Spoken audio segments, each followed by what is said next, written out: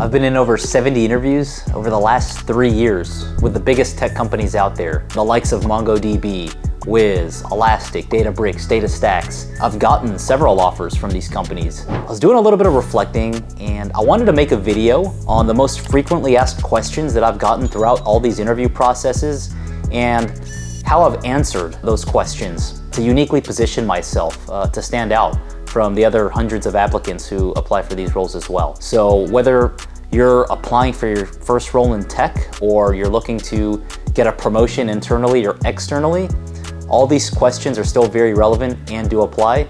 Without further ado, let's dive into the video. Now, to give you a high-level overview of what this interview process looks like, the interview process is typically 3 to 7 rounds, meaning 3 to 7 interviews. And it typically starts out with speaking to a recruiter, then a sales manager, and then a colleague of yours, whether that be an SDR or an account executive. And then fourth might be with a sales engineer, maybe not. Then typically with a director of sales or a VP of sales.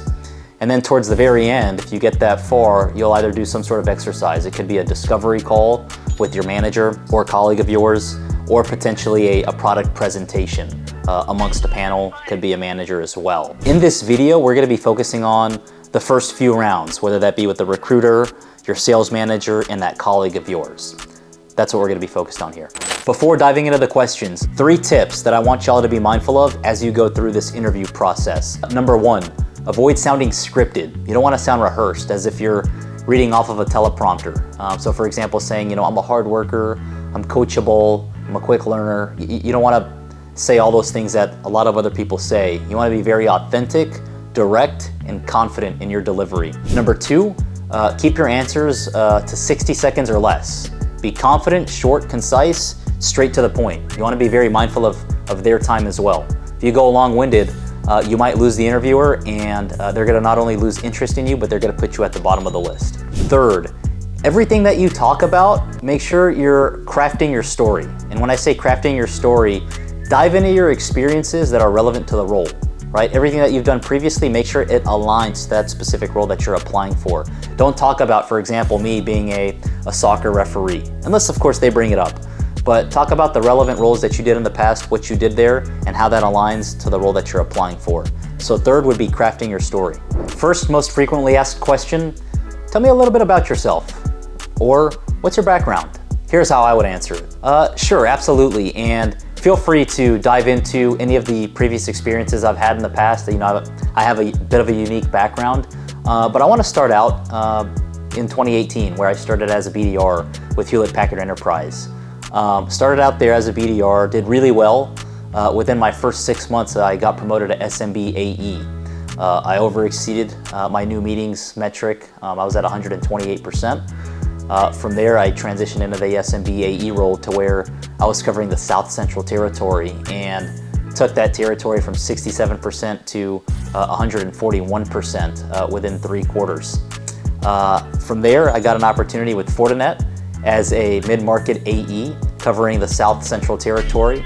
I led the team in net new logos at 32 and also generated the most pipeline there at 3.6 million. And I also ended up closing 118% of my number that year as well, and I was at about 1.4 million. And then you can leave it there. That's just a quick example. What did I do? I highlighted specific roles that I was in prior that are aligned to the role that I'm applying for. So for example, let's say I'm applying for an enterprise AE role. This company is focused on net new logos, pipeline generation. Obviously, you want to show that you've overly exceeded your quota. But you want to make sure all the relevant experiences you're backing up with quantifiable metrics and experiences that are aligned to that specific role. I'm not going to talk about how I was a soccer referee or a waiter or any of that. If they want to talk about that, then of course we address it. But that's how you craft that story. Second most frequently asked question is, why company name? So for example, why Elastic? The way I typically answer this is I talk about the 3 things I value the most whenever I'm considering a new company. 1 being the leadership team, the people in place there. Not only how credible are they, but where is the company currently at and where are they wanting to take it? Do they want to IPO? Do they want to get the company to 500 million in ARR? And how is my value that I'm bringing to the table aligned to that? That's number 1. Number 2, the opportunities for growth. If I clearly state what my goals are early on and I over exceed and over deliver on those, no matter the time frame, right? Because you have to earn it.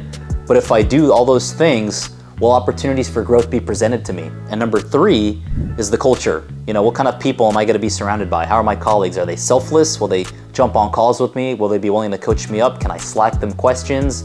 Can I give feedback? Can I enable others as I start to mature in the role?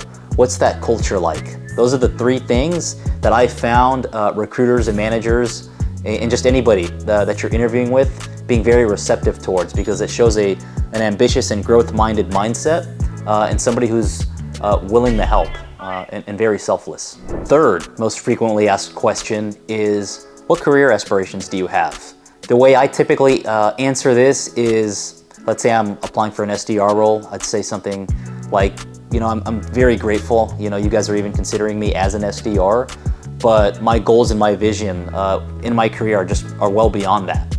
I want to know that not only am I, growing and improving and getting better, but I want to know I'm moving towards the next thing. So in this case, I'd like to move towards being an SMB AE.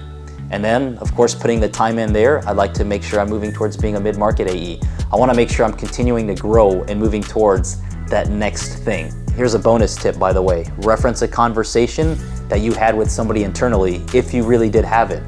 One thing I am very focused on whenever I apply at new roles is multi-threading with people at the company. Multi-threading meaning having conversations with people, whether that's on LinkedIn or over the phone, asking them questions. So for example, I spoke to Jordan and I saw he started out as an SDR and within 6 months he got promoted to SMB AE.